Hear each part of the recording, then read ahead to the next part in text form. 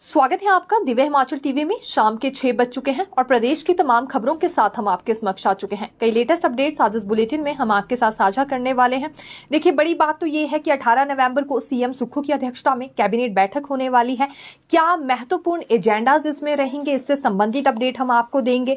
Entity भर्ती से जुड़ी बड़ी अपडेट हम आपके लिए इस बुलेटिन में लेकर आए हैं और पेपर लीक मामले से संबंधित जानकारी भी देंगे। विशेष तौर से वो पोस्ट कोड जो कि विजिलेंस जांच के दायरे से बाहर है, उन्हें लेकर अब यहां जल्दी ही फैसला होने वाला है। कब और किस समय ये अपडेट लेकर आए हैं। डॉक्टर्स की एक ऐसी कैटेगरी है जिन्हें पिछले 2 से 3 महीने से लगभग 30,000 का नुकसान हो रहा है। ये कौन सी कैटेगरी है और लापरवाही इसमें किसकी है, ये भी जानकारी हम आपको देने वाले हैं। डे बोर्डिंग स्कूल्स को लेकर कुछ एक मापदंड यहां सरकार की ओर से तय किए गए थे और ये भी घोषणा की गई थी कि जल्दी ही हिमाचल प्रदेश के हर विधानसभा क्षेत्र में डे बोर्डिंग स्कूल्स का निर्माण किया जाएगा। लेकिन ये जो तय किए गए मापदंड हैं वही अब सरकार पर भारी पड़ते हुए नजर आ रहे हैं। किस तरह से, ये भी बारीकी से हम आपके साथ चर्चा करने वाले हैं और जिला परिषद कैडर की बैठक से जुड़ी भी आज नई जानकारी लेकर आए हैं। तो बुलेटिन के अंत तक आप हमारे साथ जुड़े रहिएगा।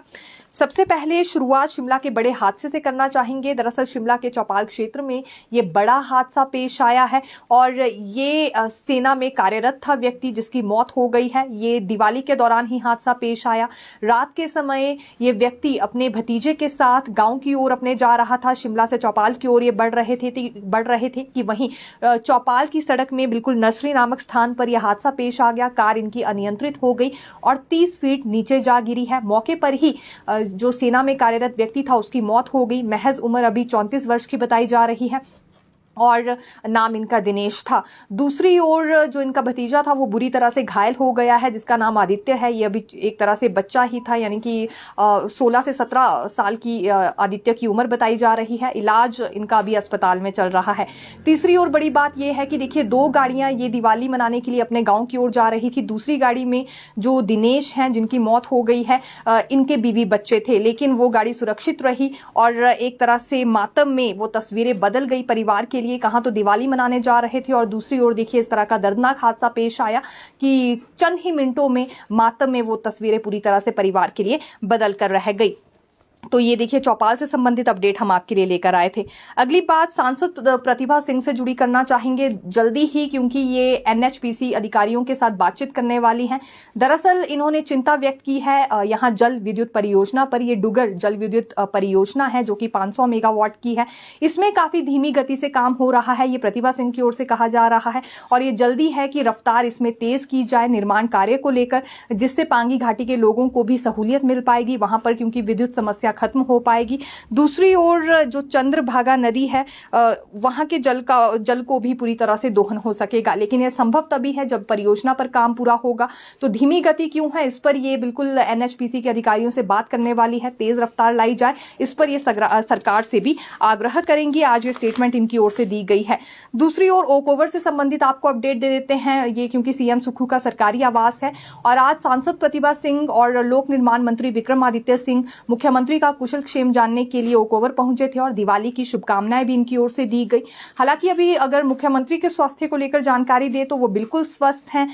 पिछले कल भी देखिए उनकी ओर से ये बात कही गई है और जब अनाडेल में उनका चॉपर लैंड हुआ था, यानी कि जब दिल्ली एम्स से वो शिमला लौटे थे, उस वक्त भी उन्होंने ये बिल्कुल स्पष्ट शब्दों में कहा था कि वो बिल्कुल स्वस्थ हैं देवी देवताओं की कृपा से, और जो यहाँ के लोगों ने उनके लिए कामनाएं या प्रार्थनाएं की थी उसके बाद वो बिल्कुल स्वस्थ हो चुके हैं। लेकिन 2 महीने का आराम करने के लिए डॉक्टर्स ने उन्हें कहा है। इसीलिए रूटीन में कार्य तो जरूर शुरू हो जाएगा, लेकिन एक तरह से वर्कलोड कम रहने वाला है। फील्ड दौरे अभी आने वाले दिनों में एक तरह से रोक दिए गए हैं और यही कारण है कि 5 राज्यों में जो विधानसभा चुनाव होने जा रहे हैं उसके प्रचार प्रसार के लिए भी मुख्यमंत्री नहीं जाने वाले हैं, क्योंकि डॉक्टर ने लंबी यात्राएं करने के लिए भी साफ तौर से इनकार किया है। लेकिन हिमाचल प्रदेश के जो भी पेंडिंग काम थे वो जल्दी निपटाए जाएंगे, ये मुख्यमंत्री सुक्खू की ओर से कहा जा रहा है। भले ही वर्कलोड कम रहेगा, लेकिन कोशिश की जाएगी कि जो मसले पिछले काफी समय से हल नहीं हो पाए हैं, प्राथमिकता उन्हें ही अभी दी जाए। और जनता दरबार कब तक होंगे इस पर अभी तक स्थिति स्पष्ट नहीं हो पाई है, क्योंकि आज छुट्टी का दिन भी था। हो सकता है कि अगले कल इसे लेकर कोई फैसला फिर यहाँ पर ले लिया जाए। तो ये अपडेट हम आपके लिए लेकर आए थे सीएम सुक्खू के सरकारी आवास ओक ओवर से जुड़ी भी, कि आज कौन कौन उनसे मिलने वहां पर पहुंचा था और आने वाले दिनों में किस तरह का शेड्यूल मुख्यमंत्री का रहने वाला है, इससे संबंधित अपडेट भी हमने आपको दी है। अब दिवाली की रात पर आना चाहेंगे, क्योंकि आगजनी की घटनाएं कई स्थानों पर पेश आई हैं। 40 के करीब स्थान बताए जा रहे हैं जहां पर आगजनी की घटनाएं पेश आई हैं और बड़ा नुकसान हो गया है। यही एक कारण रहता है कि पहले ही यहां दमकल विभाग की ओर से जवानों की ड्यूटीज लगा दी जाती है, ताकि तुरंत प्रभाव पर वो पहुंचकर आग को काबू में ला सके और बाकी लोगों की जान भी बचा सके। देखिए 1,13,36,000 रुपए का लगभग नुकसान हो गया है। हालांकि दमकल के जवानों ने 51,18,000 रुपए की संपत्ति को राख होने से बचा लिया है, लेकिन 1 करोड़ का आंकड़ा लगभग यहां पार हो चुका है, क्योंकि 40 के करीब स्थान बताए जा रहे हैं जहां पर आगजनी की घटनाएं पेश आई हैं। इसमें कुछ गांव भी हैं, बहुत सारी जगहों पर गौशालाएं भी जलकर राख हो गई हैं, मकानों में भी आग लगने का मामला सामने आया है और पर्सनल व्हीकल्स भी लोगों के जले हैं। मुख्य कारण आतिशबाजी यहां पर मानी जा रही है, क्योंकि देखिए आतिशबाजी जब आप जलाते हैं तो दूर पहुंचकर न जाने वो कितना नुकसान कर सकती है। फिलहाल इसे लेकर अनुमान उस वक्त नहीं लगाया जाता, लेकिन बाद में ही इस तरह का नुकसान सामने आता है। तो ये देखा जा सकता है 1,13,36,000 रुपए फिगर हमारे समक्ष आ गई है। और ये दिवाली की रात लगभग 19 घर बताए जा रहे हैं जहां आग लगी है। 3 के करीब जंगलों में भी आग लगने का मामला सामने आया है और इसके अलावा 3 रेस्क्यू कॉल भी दर्ज की गई है। अंदाजा आप यहां से लगा सकते हैं कि जिला किन्नौर में भी 7 लाख का नुकसान हो गया है। आबादी वहां की कम है और दिवाली का त्योहार वहां उतने जोरों शोरों से भी नहीं मनाया जाता है बाकी जिलों के कंपैरिजन में अगर हम बात करें, लेकिन यहां भी 7 लाख का नुकसान हुआ है, क्योंकि कई ऐसे क्षेत्र हैं जहां पर लोग सावधानी नहीं बरतते हैं और उसके बाद करोड़ों का लाखों का नुकसान हो जाता है। विशेष तौर से उन लोगों को ये नुकसान भुगतना पड़ता है जिनके मकान बुरी तरह से जलकर फिर राख हो जाते हैं। देखिए एक और हैरत अंगेज मामला सामने आया है। ये मंडी के सरकाघाट क्षेत्र का मामला बताया जा रहा है, जहां अपनी रूठी हुई पत्नी को मनाने के लिए पति अपने ससुराल जाता है, लेकिन पत्नी उस पर तेल डालकर उसे जला देती है। ये बहुत ही दरिंदगी भरा मामला हम कहना चाहेंगे। हालांकि अभी पुलिस इस पूरे मामले में जांच कर रही है और जहां व्यक्ति को जलाया गया था वहां से साक्ष्य भी पुलिस ने जुटा लिए हैं। इसके बाद जांच तेज कर ली गई है। अब अगर पूरी घटना पर आए तो जो पति है उनके पिता की ओर से ये पूरी जानकारी दी गई है। पति का नाम नवीन कुमार बताया जा रहा है और नवीन कुमार के पिता का ये कहना है कि कुछ अनबन दोनों पति पत्नी में हो गई थी, जिसके बाद पत्नी अपने मायके चली गई थी और कुछ दिन बाद जब पति भी उसे मनाने के लिए अपने ससुराल पहुंचा तो वहां पत्नी पूजा ने उस पर तेल डाल दिया, सास ने आग लगाई और ससुर और साले ने आंगन में जलते हुए व्यक्ति को फेंक दिया। उसके बाद जो पति नवीन कुमार हैं इनके पिता को किसी की फोन कॉल गई, ससुराल से ही कोई स्थानीय व्यक्ति था जिसने ये कहा कि जली अवस्था में व्यक्ति है और जल्दी ही वो उसे अस्पताल ले जाए। जब इसके पिता अपने बेटे को लेने के लिए वहां पहुंचे तो पूरी तरह से व्यक्ति जल चुका था और बीच रास्ते में ही इसने अपना दम तोड़ दिया। फिलहाल पुलिस में शिकायत दर्ज करवाई गई है, लेकिन जांच में क्या कुछ पाया जाता है ये देखना होगा। आखिरकार क्यों इतना बड़ा अत्याचार इस व्यक्ति के साथ किया गया, क्यों इसे जलाया गया, ये इस वक्त का सबसे बड़ा सवाल है। और अब किस तरह की सजा यहाँ पर ससुराल पक्ष को सुनाई जाती है ये भी देखना होगा। हालांकि ससुराल पक्ष ने ऐसा किया क्यों, ये जानकारी अभी तक सामने नहीं आ पाई है। अब देखिए अनाथ बच्चों पर आना चाहेंगे, क्योंकि एक और बड़ी योजना राज्य सरकार की ओर से इन बच्चों के लिए लाई जा रही है। देखिए जहां पहले तय ये हुआ था कि कुछ भूमि इन्हें दी जाएगी ताकि अपना मकान ये बना सके और पूरा खर्चा भी सरकार इनका उठाएगी, वहीं अब सीएम सुक्खू की ओर से ऐलान ये कर दिया गया है कि हिमाचल प्रदेश के जितने भी हाई प्रोफाइल प्राइवेट स्कूल्स हैं वहां पर इन बच्चों को पढ़ने का मौका मिलेगा। लेकिन महज वो बच्चे जो कि एक तरह से मेरिटोरियस स्टूडेंट है या पढ़ाई में अव्वल रहते हैं उन्हें अब हाई प्रोफाइल प्राइवेट स्कूल्स में भेजा जाएगा और इनकी फीस का खर्चा सरकार की ओर से उठाया जाएगा। दूसरी बड़ी बात, इन्हें आत्मनिर्भर बनाने के लिए 3 बिस्वा भूमि दी जाएगी और 2 लाख रुपए की आर्थिक सहायता भी प्रदान की जाएगी। बालिका आश्रम टूटीकंडी में मुख्यमंत्री दीपावली मनाने के लिए गए थे अनाथ बच्चों के साथ, वहीं उनकी ओर से यह ऐलान किया गया है। इससे पहले की अगर अपडेट दे तो लगभग 4000 के करीब ऐसे अनाथ बच्चे हैं जिन्हें प्रमाण पत्र दे दिए गए हैं। इसके बाद ये सुखाश्रय योजना का लाभ उठा सकेंगे। इस योजना के तहत कई तरह के लाभ इन बच्चों को दिए जाएंगे। आर्थिक तौर से भी मदद मिलेगी, जेब खर्चा भी इन्हें मिलने वाला है और उच्च शिक्षा भी इन्हें प्रदान की जाएगी सरकार की ओर से। जब तक ये 27 वर्ष के नहीं हो जाते हैं ये सभी लाभ इन्हें मिलने वाले हैं। लेकिन ये एक और बेहतरीन कदम है हाई प्रोफाइल प्राइवेट स्कूल्स में जो कि इन्हें पढ़ाया जाएगा। तो इसकी अनाउंसमेंट भी मुख्यमंत्री की ओर से की गई है जब दीपावली का त्योहार मनाने के लिए वो अनाथ बच्चों के साथ गए थे टूटीकंडी आश्रम। अब आना चाहेंगे करुणामूलक पॉलिसी पर, क्योंकि देखिए जितने भी करुणामूलक आश्रित हैं और नौकरी के इंतजार में हैं वो अपनी पॉलिसी का भी इंतजार कर रहे हैं उसके बाद ही, क्योंकि एक तरह से ये इनकी नौकरी कब तक मिल पाती है इस बात को लेकर जानकारी यहाँ सुनिश्चित हो सकेगी। तो देखिए पहली बात तो ये कि पूर्व सरकार ने वन टाइम सेटलमेंट पॉलिसी जरूर लाई थी ताकि इन सभी को एक साथ ही क्लास 4 के पदों पर एडजस्ट किया जा सके, लेकिन उस बीच हुआ ये कि कुछ एक को तो नौकरी दे दी गई विभिन्न विभागों में, लेकिन कुछ एक केसेस रिजेक्ट कर दिए गए थे। फिर उप मुख्यमंत्री मुकेश अग्निहोत्री ने उस वक्त विधानसभा चुनाव से पहले एक पोस्ट साझा किया था जिसमें वायदा उन्होंने किया था कि एक तो 5% कोटे की शर्त कांग्रेस हटा देगी सत्ता में आते ही, और दूसरा वायदा ये कि वन टाइम सेटलमेंट के तहत इन सभी को रोजगार प्रदान कर दिया जाएगा एक साथ। लेकिन अभी तक ऐसा कुछ नहीं हो पाया है, तो करुणामूलक आश्रित काफी ज्यादा परेशान नजर आ रहे हैं। इनकी ओर से ये कहा जा रहा है कि जो 5% कोटे की शर्त रखी गई है इस वजह से इनकी तादाद बढ़ती जा रही है। पिछले कुछ महीनों से या वर्षों से भर्तियां नहीं हो पाई है जिस वजह से इनकी संख्या और ज्यादा बढ़ गई है। कम से कम 5% कोटे को अब आने वाले समय के लिए हटा दिया जाना चाहिए। दूसरी बड़ी बात जल शक्ति विभाग को लेकर इन्होंने कही है कि लगभग ये 350 के करीब वहां पद खाली है और वन टाइम सेटलमेंट के तहत इन्हें एडजस्ट किया जा सकता है एक साथ, लेकिन फिर भी सरकार इन्हें लेकर कोई डिसीजन नहीं ले रही है जिस वजह से भारी रोष इनमें देखने के लिए मिल रहा है। तो कब तक कोई ठोस कदम उठाया जाता है ये देखना होगा। बात यहाँ जल शक्ति विभाग की नहीं है, अन्य विभागों की भी है। वहां पर भी देखिए करुणामूलक आश्रित अपनी अपनी नौकरी के इंतजार में बैठे हैं, लेकिन अभी तक ना तो 5% कोटे को हटाने पर कोई डिसीजन हुआ है, और दूसरी बड़ी बात यह है कि वन टाइम सेटलमेंट पॉलिसी लाने की बात तो यहाँ जरूर कही जा रही है। पूर्व सरकार भी लेकर आई थी, वर्तमान सरकार भी कह रही है कि बिल्कुल यहाँ एक मुश्त इन लोगों को नौकरियां दे दी जाएंगी, लेकिन कैसे और कब से इस पर हमें कोई भी हलचल होती हुई नजर नहीं आ रही है।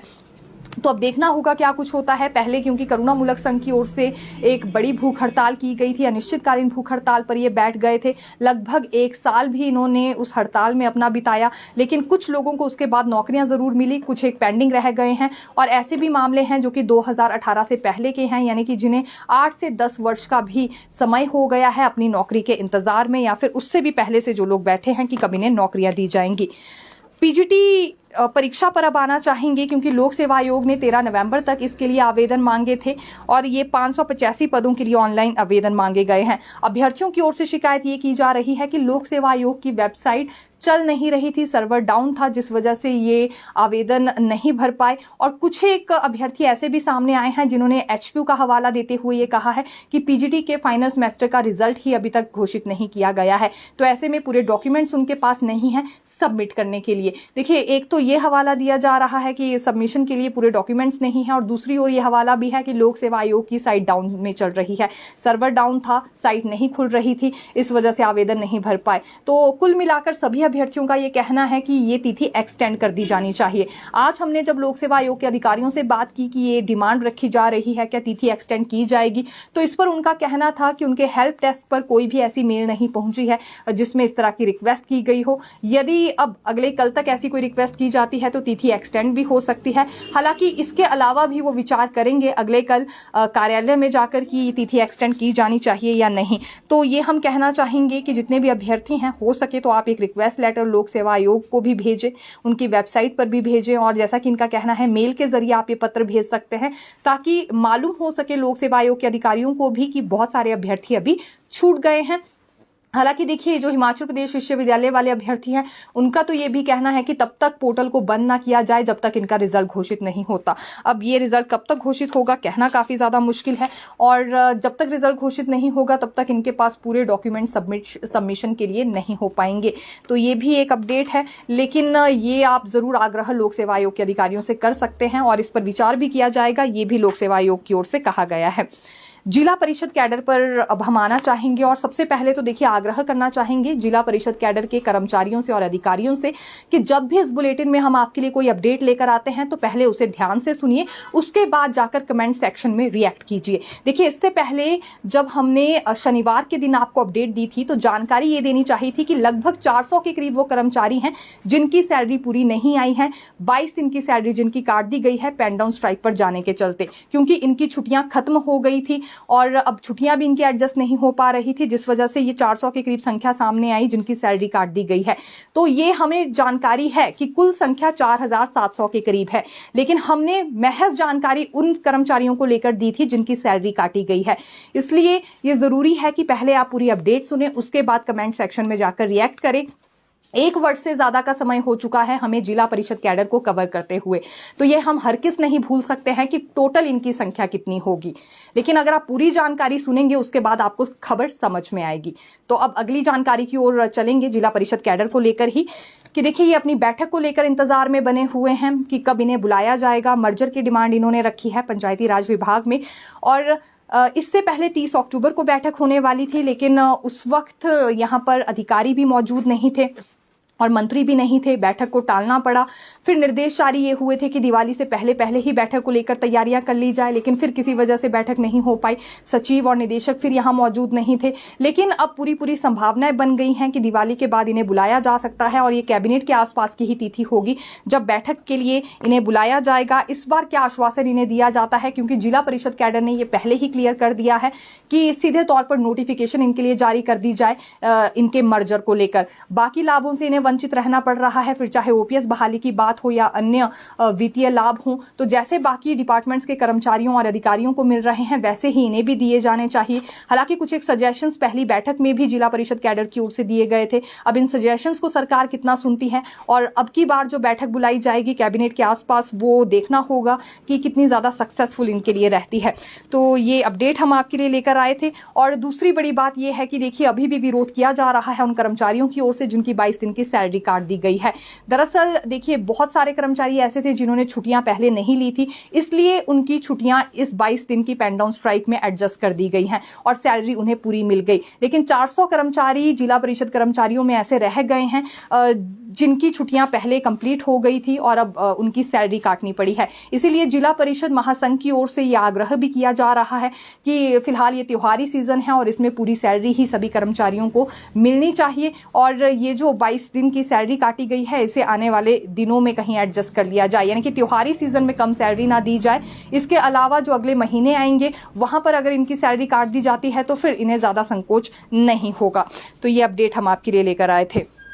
अब डे बोर्डिंग स्कूल्स पर आना चाहेंगे, क्योंकि बड़ा डिसीजन वर्तमान सरकार ने लिया था कि सभी विधानसभा क्षेत्रों में डे बोर्डिंग स्कूल्स का निर्माण किया जाएगा। कुछ मापदंड भी इसके लिए तय किए गए थे, लेकिन सरकार पर अब ये मापदंड काफी भारी पड़ रहे हैं क्योंकि ये मापदंड पूरे नहीं हो रहे हैं बहुत सारे क्षेत्रों में। प्रथम चरण में 18 के करीब डे बोर्डिंग स्कूल्स का निर्माण होना था, लेकिन अगर ये मापदंड नहीं बदले गए तो 1/4 स्कूल भी यहाँ सरकार की ओर से नहीं बनाए जा सकते हैं। ये हम इसलिए कह रहे हैं, पहली बात तो देखिए संख्या है, सरकारी स्कूलों में 500 से ज्यादा संख्या जुटाना ही बहुत मुश्किल हो गया है, विशेष तौर से ग्रामीण इलाकों में जो स्कूल बनाए जाएंगे। और दूसरी बड़ी बात यह है कि भौगोलिक परिस्थितियां हिमाचल प्रदेश की किसी से छिपी नहीं है। ऐसे में कुछ एक साइट्स ऐसी भी ढूंढी गई हैं सरकार की ओर से जहां पर शिक्षण गतिविधियां ही नहीं हो सकती हैं और यहाँ 100 कनाल जमीन की शर्त लगाई गई है, लेकिन कुछ एक जगहों पर इतनी भूमि ही उपलब्ध नहीं है। तो ये जो पैरामीटर्स है ये सरकार पर ही हावी होते हुए नजर आ रहे हैं। अब यहाँ हाई पावर कमेटी बनाई गई थी ताकि साइट्स का निरीक्षण हो सके।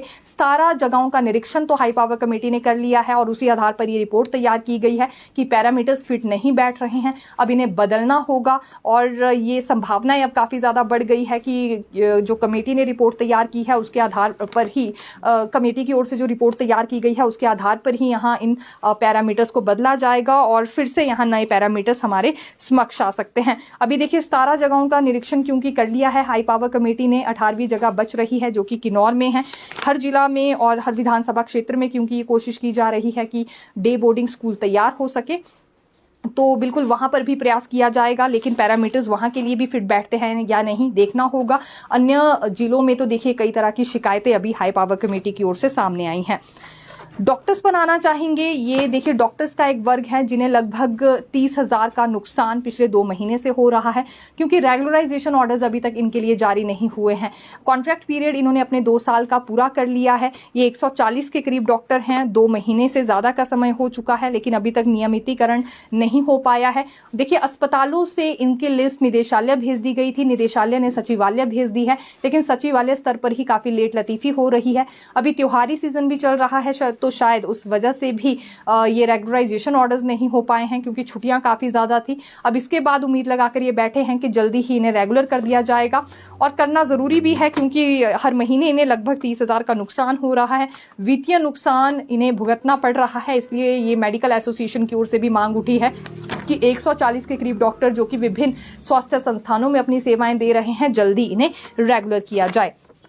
कैबिनेट बैठक पर अब आना चाहेंगे।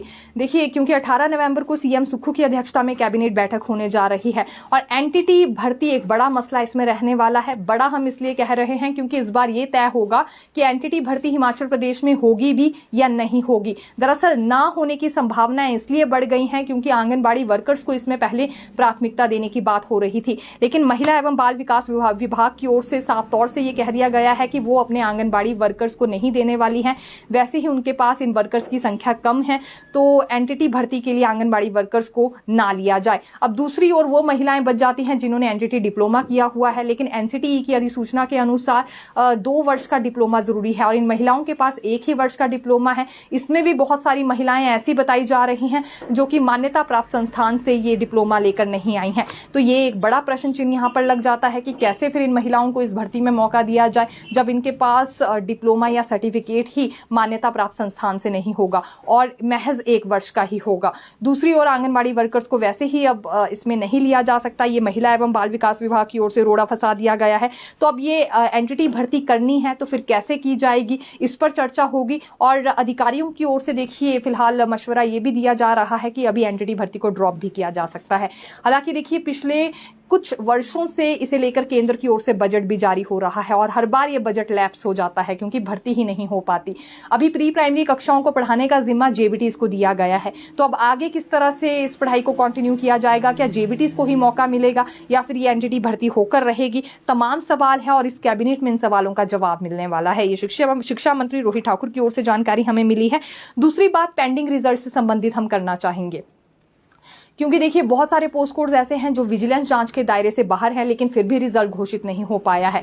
अब इसमें तेज गति लाने की आवश्यकता है, इस पर ही सीएम सुक्खू की ओर से आदेश जारी हो सकते हैं। बहुत सारे अभ्यर्थी परेशान चल रहे हैं। चलिए, जहां विजिलेंस जांच की बात है वहां फिर एक बड़ा सवाल है कि कहीं ऐसा ना हो बाद में एक बड़ा बल्क सामने आए और फिर कोई और डिसीजन लेना पड़े। लेकिन जो पोस्ट कोड विजिलेंस जांच के दायरे से बाहर भी चल रहे हैं उन पर भी फिलहाल कोई तेज रफ्तार हमें रिजल्ट घोषित करने पर नजर नहीं आ रही है, और यंगस्टर्स के सब्र का बांध टूटता हुआ नजर आ रहा है। रोजाना यही कमेंट्स हमारे पास पहुंचते हैं कि कब रिजल्ट डिक्लेयर होगा। सरकार से भी यही सवाल पूछे जा रहे हैं, इसलिए इस कैबिनेट में इस पर भी एक नया डिसीजन और एक तरह से हम ये कह सकते हैं कि नए आदेश जारी होने वाले हैं। लेकिन कितनी जल्दी रिजल्ट घोषित होगा ये देखना काफी ज्यादा रोचक रहने वाला है। तो फिलहाल के लिए यही अपडेट, फिर मिलेंगे नई खबर के साथ। देखते रहिए दिव्य हिमाचल टीवी। धन्यवाद।